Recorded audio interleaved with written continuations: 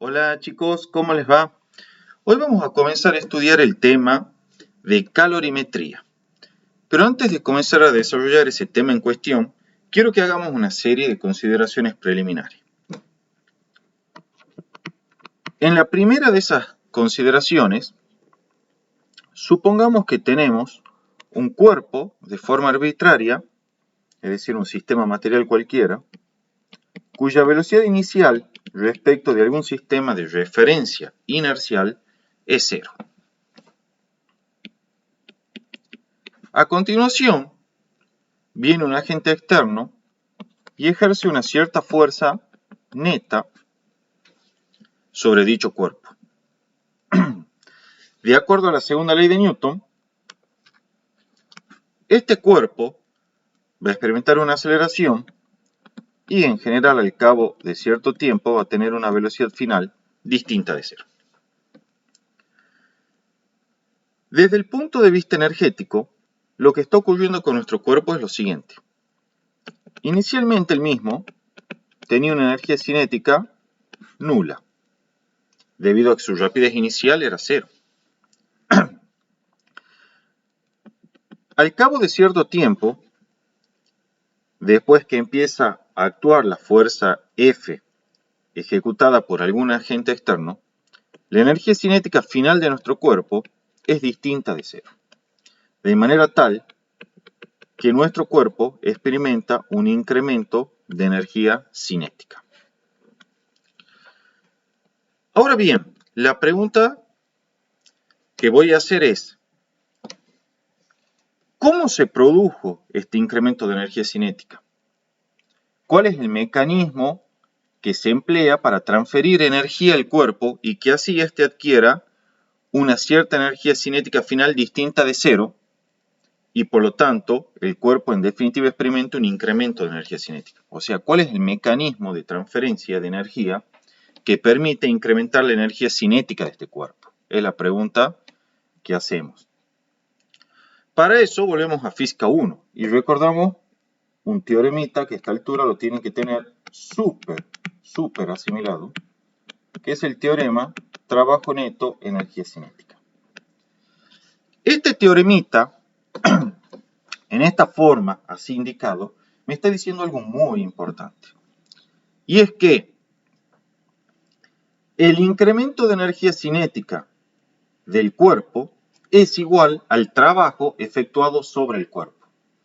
En otras palabras, este teorema me está indicando que el trabajo neto o el trabajo simplemente efectuado sobre el cuerpo constituye un mecanismo de transferencia de energía en virtud, en este caso, de un vínculo mecánico que es la fuerza F que se aplica o se ejecuta sobre el cuerpo. Entonces, este teoremita me describe el primer mecanismo de transferencia de energía con el cual trabajamos nosotros en Física 1. Repito una vez más, nuestro cuerpo inicialmente no tenía energía cinética porque estaba en reposo. Al cabo de cierto tiempo adquiere una energía cinética final y por lo tanto el cuerpo experimenta un incremento de energía cinética. ¿Cómo es que este cuerpo adquirió esta energía cinética? O sea, ¿cómo es que fue transferida esta energía al cuerpo? Bueno, el teorema trabajo-energía cinética me está diciendo que el incremento de energía cinética que experimenta el cuerpo es igual al trabajo total efectuado sobre el cuerpo. Por lo tanto, este teorema me está indicando que el trabajo se puede interpretar como un mecanismo de transferencia de energía en virtud de un vínculo mecánico que es la fuerza F. ¿Sí? Entonces, de esta forma ya tenemos descrita la primera forma, la primera manera de transferir energía a un cuerpo.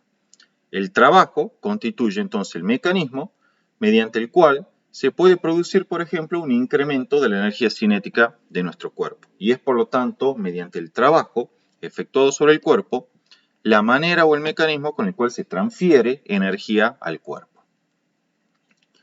Ahora la pregunta es, ¿hay algún otro método o mecanismo de transferencia de energía además del trabajo? Para eso hagamos la segunda consideración. Supongamos que tenemos dos sistemas que están en contacto térmico entre sí. Supongamos que el primer recipiente, que va a ser el primer sistema, contiene un cierto gas ideal, gases ideales vamos a ver en la próxima clase, a una cierta temperatura T1. Y supongamos que el sistema 2, que es el sistema a la derecha, también contiene un cierto gas ideal a una temperatura T2. Estas temperaturas se relacionan de la siguiente forma. La temperatura 1 es mayor que la temperatura 2. ¿Qué es lo que se observa experimentalmente, chicos? Cuando ustedes pongan en contacto estos dos sistemas, donde el sistema de la izquierda, que es el sistema 1, vamos a ponerle nombre acá, 1, y este es el sistema 2, ¿sí? Cuando ustedes ponen en contacto térmico estos dos sistemas, donde el sistema 1 está más caliente que el sistema 2, y digo más caliente porque está a una temperatura mayor, ¿sí? Cuando nosotros hablamos de más caliente, vamos a referirnos al sistema que está a mayor temperatura. Cuando hablamos del sistema que está menos caliente o frío, entre comillas, vamos a referirnos al sistema que está a menor temperatura, ¿sí? Entonces, al poner en contacto térmico estos dos sistemas, vamos a encontrar que el sistema a mayor temperatura comienza a disminuir su temperatura justamente, mientras que el sistema a menor temperatura empieza a incrementar su temperatura.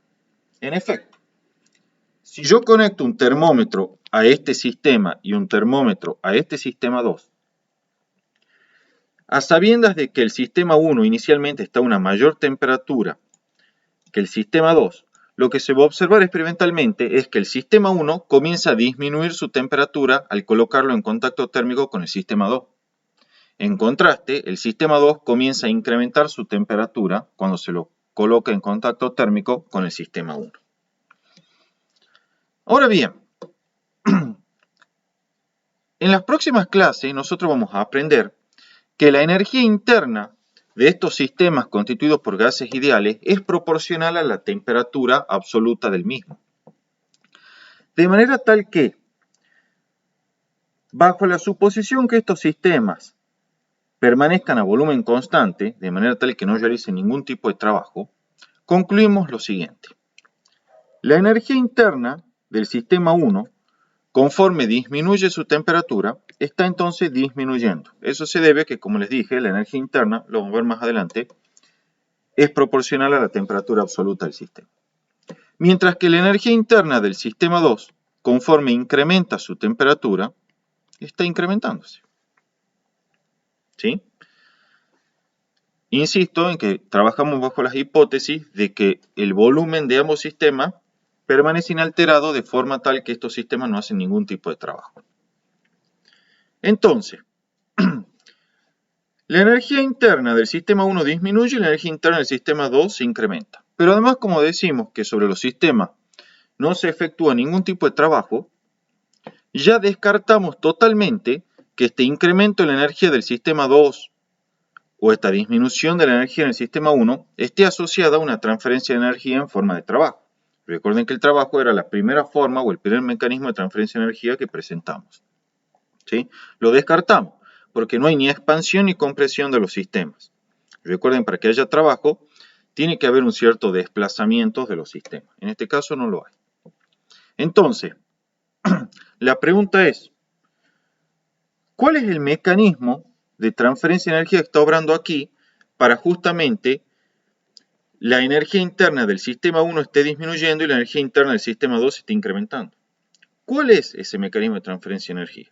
Bueno, el mecanismo de transferencia de energía, chicos, asociado o que se debe exclusivamente a una diferencia de temperatura entre los sistemas interactuantes, es la transferencia de calor. ¿Sí? La transferencia de calor constituye un mecanismo de transferencia de energía debido exclusivamente a una diferencia de temperatura entre los sistemas interactuantes. La energía transferida mediante este modo o transferencia que describimos recién es lo que se denomina calor. O sea, más precisamente, el calor es la transferencia de energía debido exclusivamente a la diferencia de temperatura entre dos sistemas. Por lo tanto, reacomodemos nuestras ideas. Inicialmente teníamos nuestro sistema 1 una temperatura T sub 1 y nuestro sistema 2 una temperatura T sub 2. La temperatura 1 era mayor que la temperatura 2, de manera tal que decíamos que el sistema 1 era más caliente o estaba más caliente que el sistema 2. Al colocarlos en contacto térmico y al ubicar termómetros para registrar las temperaturas de estos dos sistemas, observamos que la temperatura del sistema 1 comienza a disminuir mientras que la temperatura del sistema 2 comienza a aumentar. Suponemos además que los volúmenes de estos sistemas permanecen constantes de manera tal que no se efectúa trabajo sobre ninguno de los dos sistemas. En las próximas clases vamos a aprender que la energía interna de estos sistemas, constituidos por gases ideales, es proporcional a la temperatura absoluta de los mismos. Por lo tanto, concluimos lo siguiente. Conforme desciende la temperatura del sistema 1 al colocarlo en contacto térmico con este sistema 2 que está a menor temperatura, la energía interna del sistema 1 disminuye, porque su temperatura está disminuyendo. Se lo verifica experimentalmente tomando la lectura del termómetro en diferentes instantes de tiempo. En contraste, en lo que respecta al sistema 2, observamos que la temperatura indicada por su termómetro se va incrementando conforme se lo pone en contacto térmico con este sistema 1, que, insisto, estaba inicialmente a una mayor temperatura que el sistema 2. Entonces, la energía interna de este sistema 2, que, insisto, es proporcional a la temperatura absoluta, se va incrementando, debido a que registramos en este termómetro un incremento de la temperatura de este sistema en el tiempo conforme permanece en contacto térmico con este sistema 1 de la izquierda. En definitiva, concluimos que la energía interna del sistema 1 disminuye y la energía interna del sistema 2 aumenta. Ahora la pregunta es, ¿cómo se llevaron a cabo las transferencias de energía? Y hablo de transferencia de energía porque si la energía interna del sistema 1 está disminuyendo, y bueno, claramente el sistema 1 transfirió energía a su medio ambiente, y si hay un incremento de la energía interna del sistema 2, claramente una transferencia de energía desde el medio ambiente a este sistema 2. Bien, entonces, ¿cuál es el mecanismo de transferencia de energía que entra en juego aquí? Porque como dijimos, el trabajo ya está descartado. El trabajo era el primer mecanismo de transferencia de energía y ya está descartado. Porque no hay expansión y compresión de los sistemas 1 y 2. Bueno, resulta que ese mecanismo de transferencia de energía entre los sistemas 1 y 2, que está entrando en juego acá para modificar las energías internas de estos sistemas, es la transferencia de calor. ¿Sí? La transferencia de calor es un mecanismo de transferencia de energía debido exclusivamente a la diferencia de temperatura entre dos sistemas. Y el calor, propiamente dicho, ¿sí? El calor es la energía transferida entre dos sistemas debido exclusivamente a la diferencia de temperatura entre esos sistemas. Más precisamente, como la energía interna del sistema 1 está disminuyendo y la energía interna del sistema 2 está aumentando, concluimos que la transferencia de energía en forma de calor ocurre desde el sistema caliente, es decir, desde el de mayor temperatura, hacia el sistema frío, esto es, el sistema de menor temperatura. O sea que el calor fluye espontáneamente, desde el sistema caliente a una temperatura T sub 1 y hacia el sistema frío, entre comillas, a una temperatura T sub 2 menor. Esta transferencia de energía, ¿sí?, debido exclusivamente a una diferencia de temperatura entre los sistemas, se llama transferencia de calor. Y la energía así transferida, ¿sí?, es decir, la energía que se transfiere de un sistema a otro debido exclusivamente a una diferencia de temperatura, es lo que se denomina calor. Y es en definitiva este flujo de energía el que va a explicar por qué la energía interna del sistema 1 disminuye mientras que la energía interna del sistema 2 aumenta aun cuando no se efectúe trabajo sobre ninguno de los dos sistemas. Por lo tanto, en este análisis preliminar ya tenemos descrito las dos maneras o los dos mecanismos de transferencias de energía. Uno es el trabajo, que es transferencia de energía en virtud de un vínculo mecánico y que se traduce en un incremento de la energía cinética, por ejemplo, del sistema, en este caso considerado como este cuerpito de aquí. Y el segundo mecanismo de transferencia de energía, y es el de interés para la clase de hoy, es la transferencia de calor, ¿sí? El cual constituye un mecanismo de transferencia de energía entre dos sistemas debido exclusivamente a una diferencia de temperatura, siendo el calor propiamente dicho la energía transferida entre los sistemas debido justamente a este mecanismo de transferencia de energía que estamos describiendo. Bien, hecho el análisis preliminar, comencemos a ver y a desarrollar la clase de hoy. Entonces, decíamos, el calor es energía transferida entre dos sistemas debido exclusivamente a una diferencia de temperatura. Es un mecanismo, por tanto, de transferencia de energía. Espontáneamente, chicos, espontáneamente, y esto ustedes lo saben de la vida cotidiana, el calor fluye desde el sistema de mayor temperatura hacia el de menor temperatura, hasta que los sistemas alcanzan finalmente el equilibrio térmico, es decir, la igualdad de temperatura. Esto ustedes lo saben. Si ponen un cubo de hielo en un vaso con agua, saben de que el agua va a comenzar a enfriarse, es decir, a disminuir su temperatura, pero el hielo va a comenzar a calentarse, es decir, a incrementar su temperatura hasta que parcialmente incluso va a empezar a derretirse y van a ocurrir cambios de fase. Finalmente, cesan los intercambios de calor y todo el hielo, o mejor dicho, el agua que inicialmente era hielo y el agua que inicialmente estaba líquido, alcanzan el equilibrio térmico, lo cual significa que se encuentran a la misma temperatura final. Insisto con la palabra de que el calor fluye espontáneamente desde el sistema de mayor temperatura hacia el de menor temperatura, porque resulta que el calor, bajo ciertas circunstancias y en términos netos, sí se puede considerar que puede fluir desde un foco frío a un foco caliente. De hecho, eso es lo que ocurre en los refrigeradores, ¿sí? Que es un tema que vamos a ver en la segunda ley de la termodinámica. Los refrigeradores son tales que en términos netos hay un flujo de calor desde un foco frío a un foco caliente.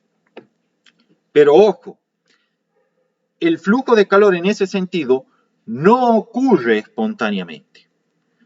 Por el contrario, es necesario que sobre el refrigerador, ¿sí? Sobre la sustancia de trabajo de este refrigerador, se efectúe un trabajo desde el medio ambiente sobre esa sustancia de trabajo. Lo vamos a ver más adelante, pero el hecho de que se requiere ese trabajo para que el calor fluya desde el foco frío al foco caliente es lo que explica por qué obviamente un aire acondicionado o una heladera para funcionar requiere que se lo conecte a la red de energía eléctrica, ¿sí? Es imposible que espontáneamente usted un día de calor en su pieza cuando quieran dormir la siesta, la pieza se empiece a enfriar espontáneamente. Eso no va a ocurrir nunca. Es necesario que conecten el aire acondicionado a la red de energía eléctrica, ¿sí? Para que haya un flujo de calor desde el foco caliente, que es su habitación, ¿sí? Desde el foco frío, que es su habitación, a un foco caliente, que es el medio ambiente. Bien, veamos entonces matemáticamente cómo se pueden describir los intercambios de energía en forma de calor. Esto es debido a una diferencia de temperatura entre dos sistemas. El primer caso que vamos a ver es el intercambio de calor sin cambios de fase, ¿sí? O sea que vamos a suponer que el sistema que está absorbiendo o cediendo calor no está cambiando de fase. Ya saben de química que un cambio de fase significa pasar del estado sólido al estado líquido, del líquido al gaseoso, etc. ¿Sí? Significa ir alternando, cambiando los diferentes estados de agregación de la materia. Bueno, el primer caso vamos a suponer un intercambio de calor, de manera tal que un sistema está absorbiendo, cediendo calor, y además ese sistema no experimenta ningún cambio de fase. En ese caso, experimentalmente, chicos, se encuentra que el calor, que lo vamos a denotar con la letra Q, absorbido o cedido por un sistema que no cambia de fase, es proporcional al cambio de temperatura experimentado por ese sistema. Y desde luego también es proporcional a la masa del sistema que experimenta ese cambio de temperatura delta de T. ¿Sí? O sea, lo que me está diciendo esta ecuación es que, algo un poco lógico, ¿no? Que lo podríamos ya prever, es que para un sistema dado con una cierta masa m, mientras mayor sea el incremento de temperatura que experimenta ese sistema, mayor tiene que ser el calor absorbido o cedido por dicho sistema. Y también les dice que para un incremento de temperatura dado, ¿sí? Mientras mayor sea la masa del sistema, mayor es el calor que tiene que ser absorbido o cedido por ese sistema para producir ese incremento de temperatura. Esto último es lo que explica por qué si ustedes tienen, por ejemplo, una botella llena de cerveza, ¿sí? Vamos a poner un ejemplo así bien cotidiano, una botella llena de cerveza, es más difícil que la cerveza, cuando está toda junta en la botella, se caliente, entre comillas, ¿sí? O cambie su temperatura más rápido que cuando la tienen en el vaso.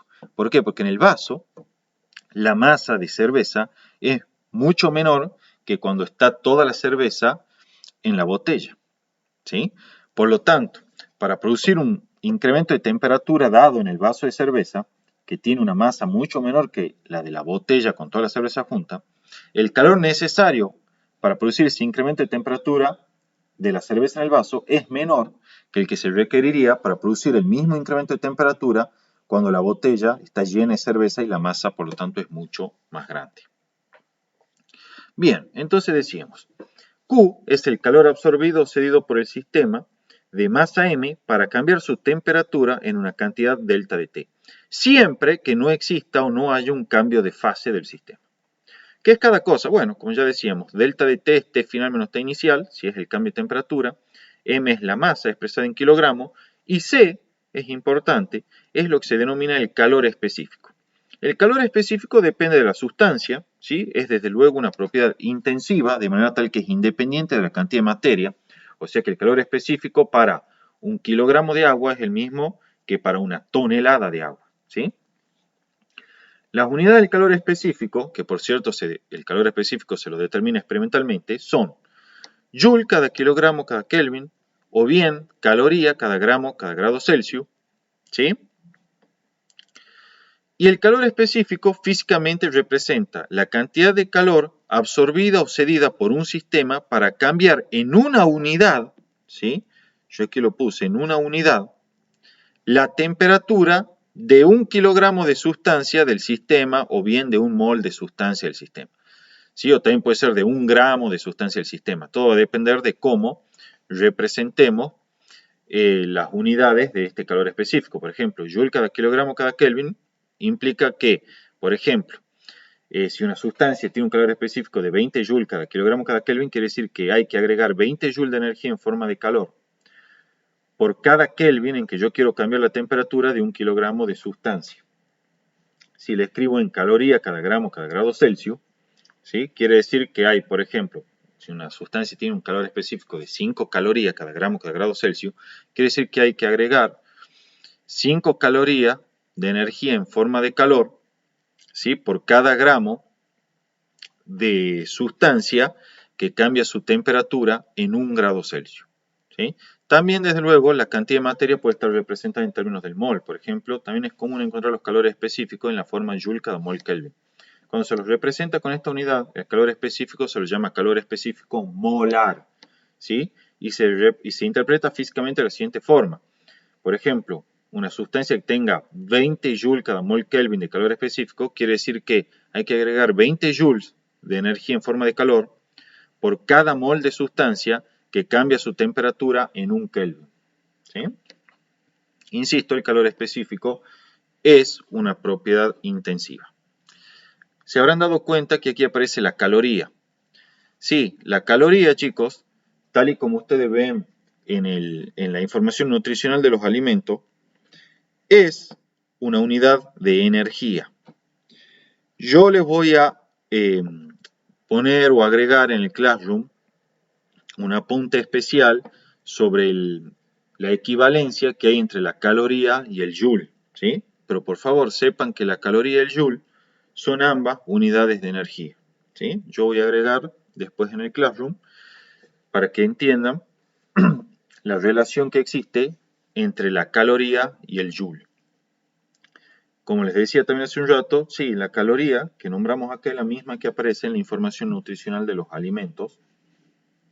¿Sí? Es una unidad de energía. Aunque, ojo, a veces, creo que eso después se cambió mediante una legislación, pero antiguamente al menos, una caloría de los alimentos, o sea, de la información nutricional de los alimentos, era en realidad equivalente a una kilocaloría de las que nosotros hablamos en física. ¿Sí? Sin embargo, creo que eso ya no va más así, creo que se lo cambió mediante una legislación y ahora ya la caloría del alimento, de la información nutricional de los alimentos es exactamente la misma que la caloría cuando trabajamos en física. Ya lo voy a averiguar, en todo caso los voy a comentar en las clases en vivo. Ahora bien, algunas observaciones importantes respecto a esta ecuación que es Q igual a M por C por delta de T. Si el delta de T es mayor que 0, eso quiere decir que la energía interna de nuestro sistema, ¿se acuerdan que hablábamos de energía interna? Se incrementó. Acá siempre estamos considerando que no se realiza trabajo sobre el sistema y que el único mecanismo de transferencia de energía que está operando es justamente la transferencia de energía en forma de calor. Entonces, si nuestro sistema experimenta un incremento de la temperatura, esto es delta de T mayor que 0, entonces la energía interna del sistema aumentó. Eso implica, chicos, que el calor fue absorbido por el sistema. Quiere decir que llegó calor a nuestro sistema. Por lo tanto, cuando el delta de T sea mayor que 0, Q va a ser mayor que 0, y por lo tanto, si el calor es mayor que 0, decimos que es calor absorbido por el sistema. O sea, calor que está ingresando o energía que está ingresando en forma de calor al sistema. Debido a su interacción con otro sistema a diferentes temperaturas. Por el contrario, si el delta de T es menor que 0, entonces quiere decir que la energía interna de mi sistema está disminuyendo. Y por lo tanto tiene que estar escapando energía de nuestro sistema. Insisto, no se realiza trabajo sobre nuestro sistema por ahora. Entonces, como la energía interna está disminuyendo, concluimos que el calor está siendo cedido por nuestro sistema. Como un delta de T menor que 0 se corresponde matemáticamente con un Q menor que 0 en nuestra ecuación de calor, decimos por lo tanto que un calor menor que 0 es calor cedido por el sistema. Quería hacer esta aclaración, este razonamiento, porque es común que ustedes cuando vayan a los libros lean y digan, por convención el calor absorbido es positivo y el calor cedido es negativo. No, no hay ninguna convención. Eso no es por convención. Tiene una explicación física que es justamente la que acabamos de dar. Había un profesor en la facultad que no le gustaba para nada que digan que era por convención, a pesar de que así lo dicen los libros, y tenía toda la razón del mundo. ¿Sí? No es por convención, no es porque a alguien se le ocurrió y dijo, mira, hagamos que el positivo sea absorbido y el negativo sea cedido. No. Tiene una explicación física, y es la que acabamos de dar. La otra posibilidad, chicos, ¿sí?, es que haya intercambio de calor durante los cambios de fase. ¿Sí? Nosotros recién vimos la expresión, ¿sí?, que nos permitía calcular el calor absorbido sea por un sistema siempre que ese sistema no cambie de fase. Bueno, ahora veamos qué es lo que ocurre con el calor absorbido sea por un sistema siempre que ese sistema esté efectuando o durante un proceso en el cual ese sistema esté cambiando de fase. ¿Sí? Entonces, lo primero que tienen que saber, chicos, es que los cambios de fase ocurren siempre a temperatura constante. Ocurren siempre a temperatura constante. Los cambios de fase pueden ser de líquido a sólido o de sólido a líquido. O bien pueden ser, desde luego, de líquido a vapor o de vapor a líquido. ¿Sí? Quiero que antes de que veamos las ecuaciones, visualicemos cómo ocurre tal proceso. ¿Y a qué nos referimos con estos cambios de fase? Supongamos, ¿sí?, supongamos que tenemos un sistema acá, que inicialmente, para hacerlo más fácil aún, y no hacerlo tan general, hagamos un caso particular. Supongamos que tenemos un recipiente, una olla de esas a presión, colocada en la hornalla. ¿Sí? Aquí está el fuego abajo. Y este recipiente contiene un cierto líquido, que para no complicarnos tanto la vida, digamos que ese líquido es agua. Entonces, cuando lo ponemos en la hornalla, a este líquido, va a ocurrir una transferencia de energía en forma de calor desde la hornalla hacia el líquido. ¿A qué se debe esto? Y bueno, se debe a que obviamente la temperatura de la hornalla, ¿sí? O la temperatura del fuego, es mayor que la temperatura inicial que tenía el agua, ¿sí? Por lo tanto, aparece nuestro mecanismo de transferencia de energía, que implica la transferencia de energía en forma de calor desde la hornalla hacia el contenido del recipiente, que en este caso es agua. Entonces, hagamos una gráfica donde se vea u observe qué es lo que está ocurriendo con el líquido. Supongamos que en el eje vertical dibujamos la temperatura del agua en grados Celsius y en el eje horizontal ubicamos el tiempo, de manera tal que vamos a estudiar cómo varía la temperatura del líquido como una función del tiempo. Entonces, nosotros podríamos tener lo siguiente. Supongamos que el agua cuando la pusimos estaba a una temperatura ambiente. Acá en Tucumán sería más o menos de unos 30 grados en esta época del año. Disculpen, cuando ya se indica en la unidad en el eje vertical acá arriba, no se la vuelve a indicar acá abajo. Entonces, el agua inicialmente está en estado líquido. Fluye calor desde la hornalla hacia el agua y según lo que explicamos recién, el efecto que va a tener esta transferencia de energía en forma de calor hacia el agua va a ser la de incrementar la temperatura de la misma, porque va incrementando su energía interna. Sabemos que pasado cierto tiempo el agua va a alcanzar su punto de ebullición, que es 100 grados Celsius. Entonces, aquí viene lo interesante. El agua comienza a incrementar su temperatura manteniendo su estado líquido. Es más, para enfatizar tal estado líquido, podríamos utilizar el color celeste. ¿Sí? Mientras el agua permanece en estado líquido, lo vamos a enfatizar así, la temperatura de la misma se incrementa, ¿sí? Y por si alguien se pregunta, sí, el incremento de temperatura del agua se relaciona con la cantidad de calor transmitida por la hornalla mediante la ecuación masa del agua por C por delta de T, donde delta de T es el incremento de temperatura experimentado, que sería 100 menos 30 grados, o sea, 70 grados Celsius. ¿Por qué utilizo esta ecuación? Y bueno, porque como les dije, durante esta primera etapa que está aquí, el agua todavía estaba en estado líquido y no experimentaba cambio de fase alguno. De manera tal que podíamos utilizar esta expresión. A continuación, el agua alcanza los 100 grados Celsius. Y ya saben qué es lo que va a ocurrir aquí. El agua va a comenzar a evaporarse, va a empezar el proceso de vaporización. Entonces aquí es donde entra en juego lo que yo les dije hace un rato. Si ustedes recuerdan, les dije, los cambios de fase ocurren siempre a temperatura constante. ¿Qué significa eso en nuestra gráfica? Significa que una vez que el agua alcanzó los 100 grados Celsius, ahora la misma no va a incrementar su temperatura, es decir, su temperatura va a permanecer constante en el tiempo. ¿Sí? En este punto de aquí comienza la vaporización. Transcurre el tiempo, no olviden que el eje horizontal es el tiempo, ¿sí? Va transcurriendo el tiempo hacia la derecha y fíjense que la temperatura del agua no se modifica, a pesar de que desde luego sigue absorbiendo calor desde la hornalla. Esto es simplemente la representación gráfica de lo que yo les estoy diciendo. Durante los cambios de fase, la temperatura del sistema no se modifica en absoluto, permanece constante. Aún cuando sigue, obviamente, en este caso, recibiendo calor desde la hornalla. Ahora, esta meseta a temperatura constante mientras se absorbe calor es eterna, para nada. Como dijimos, tiene un inicio, que es cuando comienza la vaporización, y desde luego tiene un final, que es cuando finaliza la vaporización. Una vez que todo el contenido del recipiente,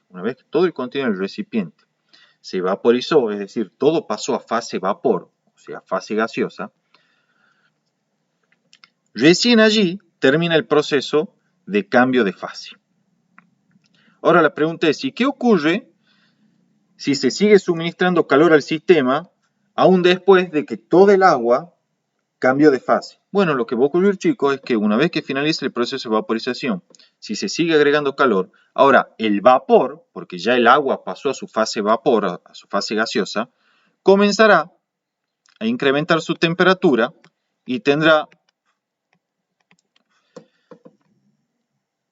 o será, mejor dicho, absorbido una cierta cantidad de calor Q igual a la masa de vapor por el calor específico de vapor, que es distinto al calor específico del agua líquida, por el incremento de temperatura que experimente esa masa de vapor. O sea, a resumidas cuentas, al poner en contacto térmico el agua con la hornalla, comienza un proceso irreversible y espontáneo de calor desde la hornalla, de intercambio de calor, perdón, desde la hornalla hacia el recipiente. En la medida que no existan cambios de fase, como es durante la etapa en la cual el agua pasa de 30 a 100 grados Celsius, la misma va incrementando su temperatura conforme absorbe calor.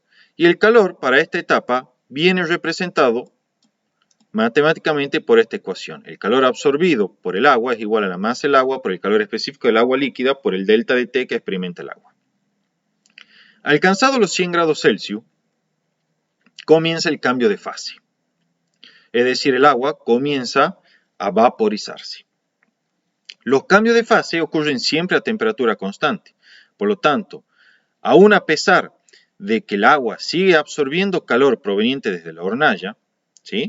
Porque suponemos que el agua a 100 grados Celsius sigue estando aún a menor temperatura que la hornalla y por lo tanto la hornalla le sigue cediendo calor. Recuerden que el calor fluye espontáneamente del cuerpo caliente, en este caso la hornalla, al cuerpo frío, entre comillas, frío, que es el agua a 100 grados, ¿sí? Frío porque aún estando a 100 grados está a menor temperatura que la llama de la hornalla. Bueno, entonces sigue absorbiendo calor durante el proceso de vaporización. Pero durante tal proceso de vaporización, aún a pesar de que sigue absorbiendo calor, su temperatura no se modifica. De allí que dibuje esta meseta en negro, ¿sí? La temperatura permanece constante en el tiempo, aún a pesar de que sigue absorbiendo calor, debido a que el agua, aún a 100 grados, está a menor temperatura que la llama de la hornalla. Esta meseta es eterna para nada. Comienza cuando arranca la vaporización, es decir, a 100 grados Celsius. Y terminará una vez que se vaporizó totalmente toda el agua en el recipiente. Es decir, una vez que toda la masa de agua ahora es una masa de vapor. Una vez que se vaporizó todo totalmente, si continúa la transferencia de calor desde la hornalla hacia el recipiente con agua, entonces lo que se va a encontrar es que el vapor comienza a incrementar su temperatura. ¿Por qué? Porque ya cesan los cambios de fase. Volvemos a la primera situación en la cual ya no hay cambio de fase del sistema de la sustancia. Está todo en estado gaseoso y permanece en ese estado. Entonces, de vuelta, la ecuación que caracteriza la transferencia de calor es Q igual a M, que es la masa de vapor, por el calor específico del vapor, que de nuevo, insisto, es diferente al calor específico del agua líquida, por delta de T. Después voy a adosar yo en el Classroom una lista o una tabla con todos los calores específicos, así que no sean problemas. De manera tal que entonces, finalizado el proceso de vaporización, el vapor incrementa su temperatura en la medida que sigue absorbiendo calor porque no hay cambios de fase, ¿sí? Todo el vapor sigue siendo vapor. Lo que me interesaba aquí era que vean esta meseta en negro, es decir, que les quede claro que aún a pesar de que el agua sigue absorbiendo calor, durante los cambios de fase, la temperatura de la misma no se modifica. ¿Sí? Toda la energía absorbida en forma de calor se utiliza para romper los enlaces que existen entre las moléculas de agua para pasar a la fase vapor. Desde luego, todo esto que yo expliqué y grafiqué acá para una sustancia particular que es el agua, ¿sí? Y que lo hice además por un cambio de fase particular que es desde el líquido al vapor, vale para cualquier sustancia e incluso para los otros cambios de fase que pueden ir del sólido al líquido, o del líquido al sólido, o del vapor al líquido, ¿sí? O sea, este es un ejemplo particular, pero lo que vimos aquí se repite para cualquier cambio de fase, cualquiera sea la sustancia.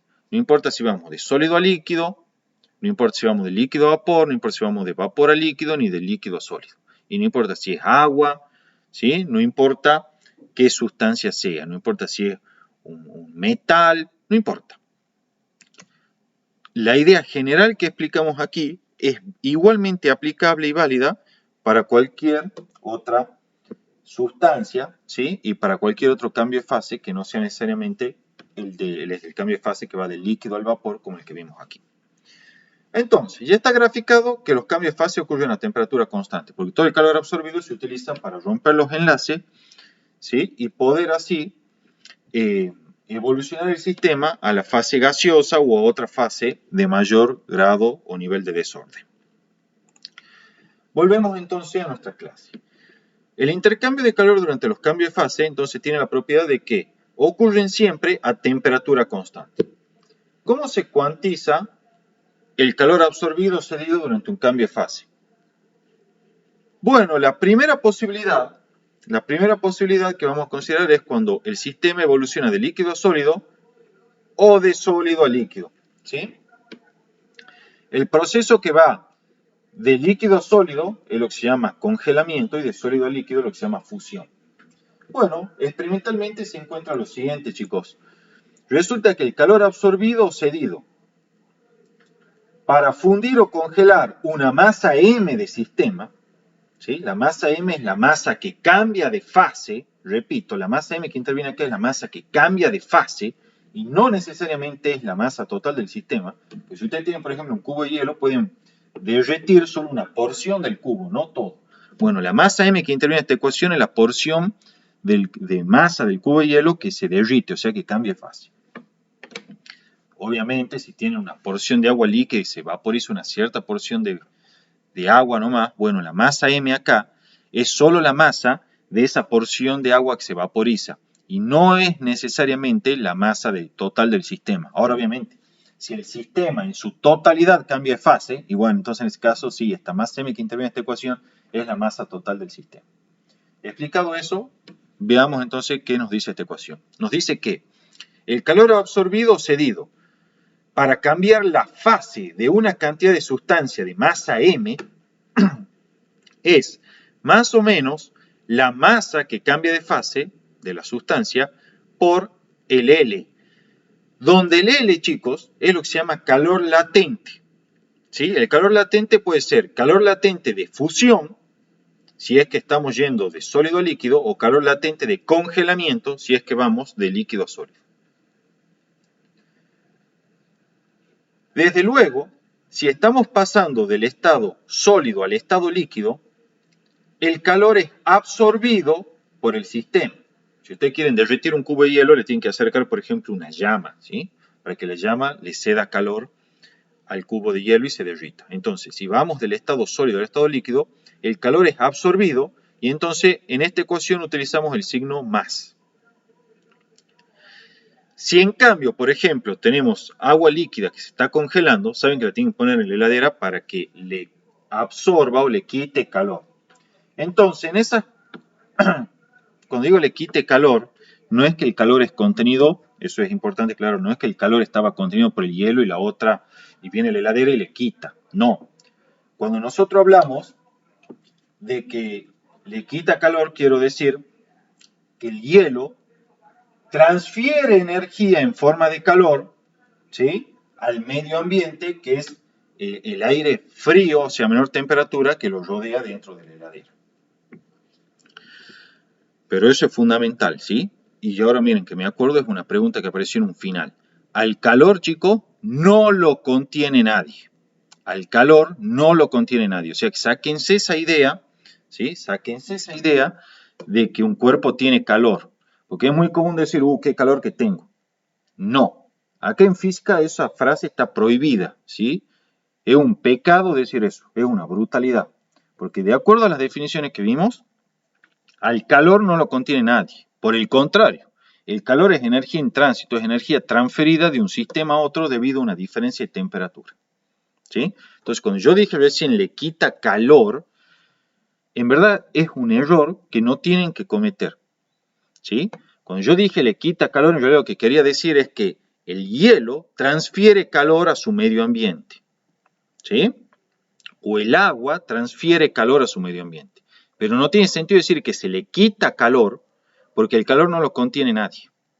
¿Sí? Fundamental eso. Se transfiere calor en todo caso. Entonces, cuando yo hablaba del proceso de congelamiento en el cual vamos de líquido a sólido, el agua en el freezer le transfiere calor a su medio ambiente, que es el aire más frío que lo rodea dentro del freezer. ¿Sí? Bueno, en esa siguiente situación que estoy explicando, que es en el proceso de congelamiento en el cual pasamos de líquido a sólido, el agua transfiere calor a su medio ambiente. Yo hablo del agua, pero esto que estoy hablando es aplicable para cualquier sustancia, ¿sí? Entonces, como es calor cedido por el sistema para ir desde una fase líquida a una fase sólida, entonces en esta ecuación usamos el signo menos. En definitiva, aquí está. Cuando es calor absorbido, es decir, cuando vamos de sólido a líquido, el calor es mayor que cero y por eso es que usamos el signo más. Cuando en cambio el calor es cedido, es decir, cuando vamos de la fase líquida a la fase sólida, el calor es negativo y por lo tanto en esta expresión utilizamos el signo menos. ¿Sí?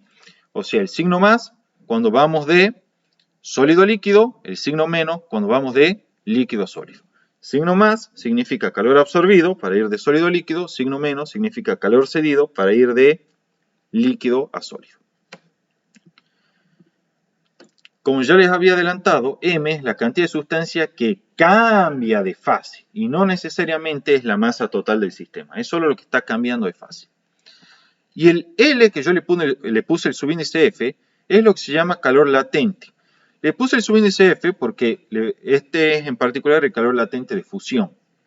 También lo pueden ver a esto escrito de la siguiente forma, miren.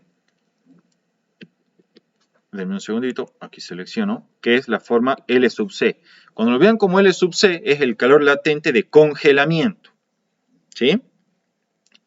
Entonces el L puede aparecer con subíndice F o subíndice C. Si es F es el calor latente de fusión, si es con C es el calor latente de congelamiento. Sin embargo, en general, para las sustancias con las cuales nosotros trabajamos, por lo común o de forma normal, el calor latente de fusión y el calor latente de congelamiento son iguales, ¿sí? Los tomamos iguales. No siempre es así, hay sustancias que no tienen el mismo calor latente de fusión y el de congelamiento, pero en general nosotros lo estamos trabajando, al menos en las tablas que yo leí en el Resnick-Halliday y en el Sears, se toma como calor latente de fusión y de congelamiento los mismos valores, ¿sí? Solo que recuerden que en esta ecuación es más, ¿sí? Si vamos con calor absorbido, es decir, pasamos del estado sólido al líquido, y es menos si es calor cedido, es decir, si pasamos del estado líquido al estado sólido. Pero bueno, es para que no se asusten, si ven L sub C es calor latente de congelamiento, si ven L sub F es calor latente de fusión. ¿Cuáles son las unidades de estos calores latentes? Bueno, tanto para el de congelamiento como el de fusión, la unidad con la que vamos a trabajar generalmente es el joule cada kilogramo o el joule por mol, o también aparece la caloría por gramo, ¿sí? La caloría por gramo, vamos a indicar acá, también es otra forma de expresar el calor latente. Insisto, ya le voy a dar el equivalente de la caloría al joule en un apunte adicional que voy a agregar en el Classroom. Físicamente, ¿qué representa el calor latente? Bueno, viendo este producto ya se darán cuenta, ¿sí? El calor latente, ya sea de fusión o de congelamiento, representa la cantidad de calor necesaria, ¿sí? Que tiene que absorber o ceder un sistema para cambiar la fase de 1 kilogramo o mol del sistema, ¿sí? Por ejemplo, el calor latente expresado en joule cada kilogramo, vamos al calor latente de fusión, si quieren para usar uno en particular. El calor latente de fusión en joule cada kilogramo significa lo siguiente. Si bien una sustancia tiene un calor latente de, por ejemplo, 20 joule cada kilogramo, quiere decir que hay que agregarle 20 joule de energía por cada kilogramo que cambia de fase. ¿Sí? Si está en joule por mol, quiere decir que hay que agregarle, por ejemplo, 20 joule de energía por cada mol de sustancia que cambia de fase. Y si está en caloría por gramo, quiere decir que hay que agregarle, por ejemplo, 20 calorías por cada gramo que cambia de fase. ¿Sí? Eso es el calor latente. Entonces, la cantidad de calor que tiene que absorber o ceder una sustancia para cambiar de fase una cierta unidad de materia, ¿sí? O sustancia. Desde luego, también tenemos el proceso de líquido a vapor. Recién vimos de sólido a líquido, ahora vemos de líquido a vapor. La idea es esencialmente la misma. El calor absorbido o cedido por un sistema que cambia de fase es igual a más o menos la masa del sistema que cambia de fase, y que, repito, no necesariamente es la masa total del sistema, salvo que todo el sistema esté cambiando de fase, por el calor latente. Que ese calor latente puede ser de vaporización, ¿sí? Como se presenta, por ejemplo, cuando vimos recién lo que ocurría con el agua cuando la poníamos en la hornalla. Ahora bien, este calor, al igual que lo que ocurría antes, puede ser positivo o negativo. Nosotros vamos a colocar el signo más, de manera tal que este calor va a ser positivo, cuando el calor sea absorbido y por lo tanto pasemos de una fase líquida a una fase gaseosa de vapor. Ustedes saben que si quieren hervir el agua, tienen que ponerla sobre la hornalla para que la hornalla le ceda calor al agua, o sea que el agua está absorbiendo calor. O sea que si quieren ir de la fase líquida a la fase vapor, es lógico, ya a esta altura uno lo tiene súper asimilado, que el agua tiene que absorber calor. Por lo tanto, el calor absorbido, cuando vamos de la fase líquido a vapor, es un calor positivo y aquí lo ponemos el signo más en nuestra ecuación. Por el contrario, ¿sí? Si el agua está pasando de la fase gaseosa a la fase líquida, el calor es cedido, porque justamente el agua se está condensando, más precisamente el vapor de agua se está condensando. Recuerden que agua es la sustancia, ¿no? Independientemente del estado de agregación. Entonces, si el calor es negativo es porque estamos yendo de la fase gaseosa, es decir, desde el vapor, hacia el líquido. Ese calor es por lo tanto un calor cedido y en esta ecuación pondremos el signo menos. Insisto una vez más, la masa que interviene acá es la masa de sustancia que cambia de fase y el LB es justamente el calor latente de vaporización, que se puede expresar en joule cada kilogramo, en joule cada mol o bien también en caloría cada gramo, ¿sí? También se puede expresar en caloría cada gramo. El significado físico es el mismo que el que vimos anteriormente. El calor latente de vaporización representa la cantidad de calor que tiene que absorber la sustancia por cada unidad de materia, ya sea kilogramo, mol o gramo, que cambia de fase. Algo que no quiero dejar pasar es de nuevo que los calores latentes de fusión, de congelamiento, de vaporización son también propiedades intensivas, o sea que son independientes de la cantidad de materia. Por lo tanto, el calor latente de 1 kilo de agua es el mismo calor latente que para una tonelada de agua. Finalmente, quiero aclarar algo que vamos a utilizar mucho nosotros a la hora de explicar los problemas, y son los denominados problemas de mezcla. Los problemas de mezcla se basan en la siguiente hipótesis, y es que no se transmite calor al medio ambiente. O sea, si ustedes recuerdan, en nuestro experimento teníamos un sistema así, que llamémosle 1, y otro sistema aquí, que llamémosle 2. Si el sistema 1 está a una mayor temperatura que el sistema 2, o sea, T1 es mayor que T2, el calor fluye espontáneamente del sistema 1 al sistema 2. Cuando nosotros resolvamos lo que se llaman problemas de mezcla, que consisten en determinar la temperatura de equilibrio a la cual se van a encontrar estos dos sistemas, vamos a hacer la siguiente hipótesis. Vamos a considerar como nuestro sistema a justamente los dos sistemas que están, o más, porque no necesariamente hay solo dos, puede haber 10.000 si quieren, pero vamos a considerar como nuestro sistema a todos los subsistemas, como en este caso son el sistema 1 y el sistema 2, que están intercambiando energía en forma de calor. Aquí está dibujada la frontera de nuestro sistema, ¿sí? En color negro. Y la hipótesis que vamos a trabajar normalmente es que este calor es transferido exclusivamente entre los subsistemas, como son en este caso el 1 y el 2, que forman parte de nuestro sistema más grande, delimitado acá por esta frontera en negro, ¿sí?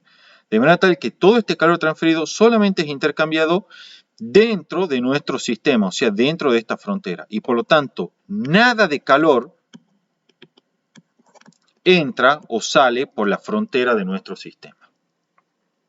¿Sí? Entonces, ¿cuáles van a ser las hipótesis con las que vamos a trabajar en los problemas de mezcla?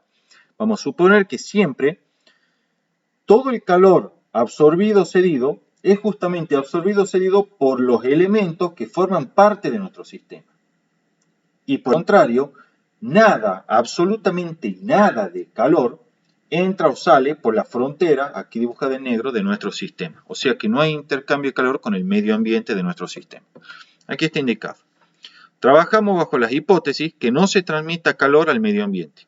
O sea que bajo las hipótesis que vamos a trabajar, nuestro sistema, en este caso, constituidos por el sistema 1 y el sistema 2, ¿sí? Más precisamente 1 y 2 serían subsistemas dentro de nuestro sistema más grande, indicado o delimitado por la frontera en negro, ¿sí? Ese sistema constituye un ejemplo de sistema aislado, es decir, un sistema que no es capaz de intercambiar ni materia ni energía con el medio ambiente. Esa va a ser la hipótesis de trabajo. Entonces, como no puede escaparse nada de la energía en forma de calor hacia el medio ambiente, y todo queda entre los mismos participantes de nuestro sistema, concluimos lo siguiente. Todo el calor cedido por el sistema 1 o por el subsistema 1 tiene que ser igual al calor absorbido por el subsistema 2. Entonces, en nuestra premisa, como ya sabemos que el calor cedido es negativo, mientras que el calor absorbido es mayor que 0, vamos a poder asegurar lo siguiente. En magnitud, el calor cedido por una parte de mi sistema es igual al calor absorbido por la otra parte de mi sistema, en magnitud al menos. Ahora bien, como este calor cedido es menor que 0, al aplicarle valor absoluto, esto es lo mismo que escribir menos Q cedido, igual al calor absorbido. Y esta va a ser la ecuación básica con la cual vamos a trabajar en los problemas de mezclas. Vamos a suponer que, como nuestro sistema no intercambia calor con el medio ambiente, entonces todo el calor cedido por una parte del sistema tiene que ser absorbida por la otra parte restante del sistema. Repito una vez más. Como nuestro sistema no intercambia calor con el medio ambiente, vamos a suponer que todo el calor cedido por una parte del sistema es absorbido por otra parte del sistema. Matemáticamente, el negativo del calor cedido es igual al calor absorbido. Es la ecuación básica para resolver los problemas de mezclas. Es lo que está indicado acá. Menos calor entregado o cedido, es lo mismo por una parte del sistema, es igual al calor recibido o absorbido por la otra parte del sistema. Siempre que estemos bajo las hipótesis que no se transmita calor al medio ambiente y por lo tanto nuestro sistema está aislado. Para finalizar y terminar de aclarar los conceptos, aquí está la gráfica completa de temperatura versus tiempo para el agua. Fíjense, supongamos que comenzamos con hielo a menos 20 grados Celsius y empezamos a ceder calor a este sistema que va a ser el sistema agua, ¿sí? Entonces, ¿qué es lo que va a ocurrir? El hielo va a empezar a incrementar su temperatura. En este caso se va a verificar la aplicación de la ecuación Q igual a la masa del hielo por el calor específico de hielo por el delta de T. ¿Sí? Esta expresión me describe de forma correcta el calor absorbido por el hielo cuando experimento un cierto incremento de temperatura delta de T. Por ejemplo, si yo quiero calcular el calor total absorbido por el hielo cuando va de menos 20 a 0 grados Celsius, deberé usar esta ecuación donde CH es el calor específico del hielo. Insisto, ya le voy a dar una tabla con los calores específicos. Y delta de T es la temperatura final, que es 0 grados Celsius, menos la temperatura inicial, que es menos 20. Entonces, este delta de T es de 20 grados Celsius. Esta expresión luego le da el calor absorbido por la masa de hielo M para ir desde menos 20 grados Celsius a 0 grados Celsius sin cambio de fase. Una vez que alcanzó los 0 grados Celsius, comienza el proceso de fusión. ¿Sí? Comienza el proceso de fusión. Los cambios de fase ocurren, como ya saben, a temperatura constante. Por lo tanto, la temperatura, fíjense, permanece constante en el tiempo. Recuerden que el eje horizontal es el tiempo. ¿Sí? Entonces, comienza a fundirse el hielo y su temperatura permanece constante en el tiempo mientras se efectúa este proceso de fusión o de cambio de fase. Durante tal proceso de fusión o cambio de fase, la ecuación que me permite calcular el calor absorbido por el hielo para producir el cambio de fase del estado sólido a líquido es Q igual a más, porque está absorbiendo en este caso, la masa de hielo que cambia de fase por el L de fusión. En el caso particular que todo el hielo cambie de fase, y bueno, en este caso la masa de hielo será justamente la masa de todo el sistema agua, ya que todo el agua está cambiando de fase. ¿Es eterna esta meseta? Para nada. Una vez que el hielo se fundió totalmente, es decir, que ya tenemos todo agua en estado líquido, ¿sí? Si el proceso de transferencia de calor continúa, entonces ahora el agua líquida que estaba a 0 grados Celsius, ¿sí? Cuando se funde todo el hielo, comienza a incrementar su temperatura. En esta etapa, de vuelta, el calor absorbido por el agua para cambiar su temperatura será la masa del agua por el calor específico del agua por el delta de T que experimenta el agua. Usamos esta expresión porque aquí no hay cambio de fase. Además, durante esta región que estoy marcando con el cursor, sí se produce cambio en la temperatura del sistema conforme absorbe calor el mismo. Finalmente, el sistema alcanza una temperatura de 100 grados Celsius. Allí sabemos que comienza el segundo cambio de fase. Más precisamente comienza la vaporización. Conforme se presenta el cambio de fase, la temperatura del sistema permanece constante, ya que todo el calor absorbido, como les dije, se utiliza para romper los enlaces y así pasar a una fase más desordenada, como en este caso es la fase gaseosa. Durante tal proceso, entonces, la temperatura permanece constante, aún a pesar de que absorbe el calor. El calor absorbido durante tal proceso que lleva a cabo la vaporización es igual a Q, igual a, en este caso más, porque estamos en vaporización, la masa del agua que cambia de fase, ¿sí? Que es la masa de vapor que vamos a tener al final, por el L de vaporización. En el caso particular que todo el sistema cambie de fase, y bueno, la masa de vapor será entonces la masa total del sistema. Una vez finalizado el proceso de vaporización, si se sigue cediendo calor al sistema, entonces el vapor, que estaba a 100 grados Celsius, ya recordemos, está todo el sistema agua en vapor a 100 grados Celsius, comenzará a incrementar su temperatura y aquí el cambio de temperatura experimentado por el sistema se determinará con la ecuación M por C por delta de T, donde la masa es la masa de vapor y delta de T, el incremento de temperatura, está experimentando esa masa de vapor. Y C, desde luego, es el calor específico del vapor, que no es el mismo que el calor específico del agua líquida y que tampoco es el mismo que el calor específico del agua en estado sólido, es decir, cuando es hielo. Algo importante también que tengan en cuenta, y esto se lo voy a dejar para que también lo razonen un poco ustedes, es que la pendiente de esta recta, ¿sí? Durante el proceso de calentamiento en estado sólido y el proceso de calentamiento en estado líquido y el proceso de calentamiento en estado gaseoso, ¿sí? Las pendientes estas en azul, dependen del calor específico de la sustancia. Se los dejo como ejercicio eso para que ustedes lo demuestren, ¿sí? Depende del calor específico de la sustancia. Y también se lo dejo como ejercicio para que ustedes razonen de qué es lo que ocurre cuanto mayor sea el calor específico, es decir, si la pendiente va a ser mayor o menor dependiendo de cómo sea el calor específico. Eso, si os digo dependiendo de cómo sea el calor específico, quiere decir dependiendo de si el calor específico es más alto o más bajo, ¿sí? Entonces eso se lo dejo a ustedes para que lo razonen, lo veremos en todo caso en las clases en vivo. Pero sí, para diferentes calores específicos, las pendientes de esta recta en azul se van modificando. Se los dejo como ejercicio para que ustedes deduzcan si un calor específico mayor implica una pendiente mayor o una pendiente menor, ¿sí? O recíprocamente, un calor específico menor implica una pendiente mayor o una pendiente menor. Se los dejo como ejercicio para que lo razonen, ¿sí? Porque quiero que también desarrollen un poco de criterios ustedes. De cualquier manera, las consultas las vemos en la clase en vivo, ¿sí? Que también van a quedar grabadas y por lo tanto, de acá a unos días van a tener la respuesta a las preguntas que les dejo planteadas.